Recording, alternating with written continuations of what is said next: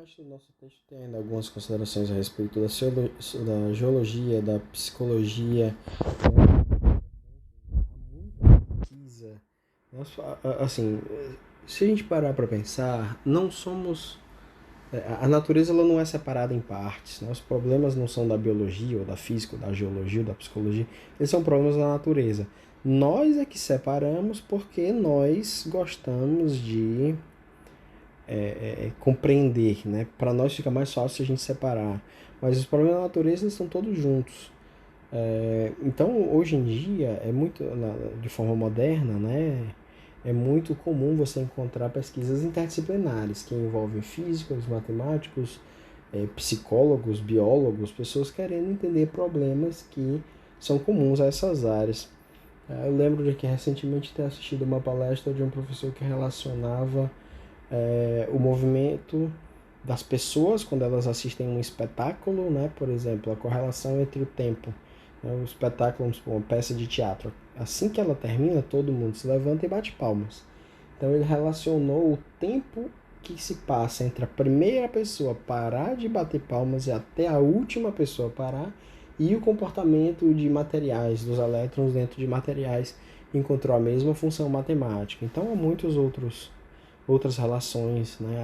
A busca por a modelagem matemática, pela quantificação, né, de ciências que são ditas humanas, como por exemplo a psicologia, isso é uma coisa muito moderna, muito comum, tá? O Feynman faz aqui uma discussão sobre como as coisas evoluíram, falando um pouco de história, né? Mas eu queria completar, ele não fala, eu queria completar com a matemática. Né? O professor Moisés Nussensweig faz uma seguinte observação, que a física deve grande parte do seu sucesso como modelo de ciência natural ao fato de sua formulação utilizar uma linguagem que é ao mesmo tempo uma ferramenta muito poderosa, a matemática. Então o Galileu Galilei ele dizia o seguinte: a ciência está escrita neste grande livro colocado sempre diante dos nossos olhos, o universo, mas não podemos lê-lo sem aprender a linguagem e entender os símbolos em termos dos quais está escrito. Este livro está escrito na linguagem matemática. Então essa é uma percepção que é muito profunda e é muito verdadeira. Se nós observarmos os fenômenos da natureza, nós vamos encontrar repetidamente regras matemáticas. Por exemplo, quando eu abandono um objeto nas proximidades da superfície da Terra, o tempo que ele percorre o espaço que ele percorre na unidade de tempo é proporcional ao quadrado daquele tempo. Se nós arremessarmos um objeto nas proximidades da superfície da Terra, a trajetória desse objeto vai ser aproximadamente parabólica. Tá? Se você fizer isso no vácuo, essa trajetória será exatamente parabólica. Então, a parábola y igual a x ao quadrado, da mesma forma como ela é descrita lá nos livros de matemática. A distribuição das folhas,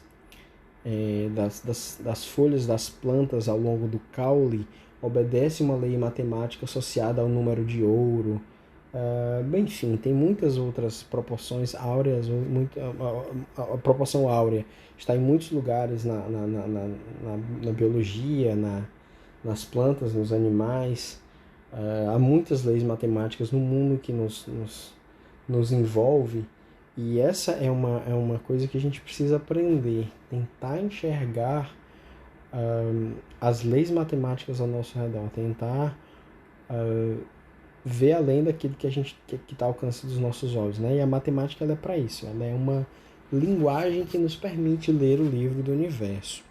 Né? Só mais uma observação é que em matemática as verdades, aqui entre aspas, né, aquelas afirmações que são tidas como verdadeiras, elas são deduzidas a partir de axiomas, ou seja, premissas que são tidas como verdadeiras e que a gente não vai questionar a validade delas.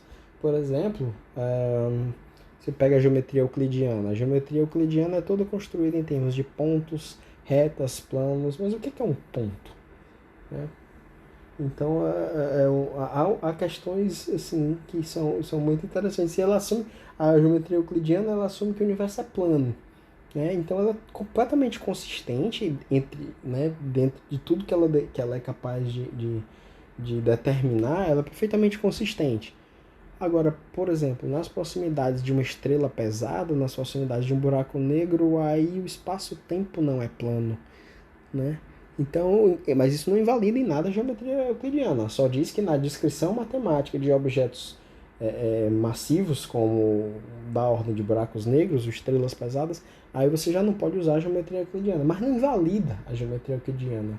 Ou seja, a matemática ela não precisa estar presente na natureza para ser válida enquanto matemática. Isso é a diferença fundamental entre a matemática e as outras ciências.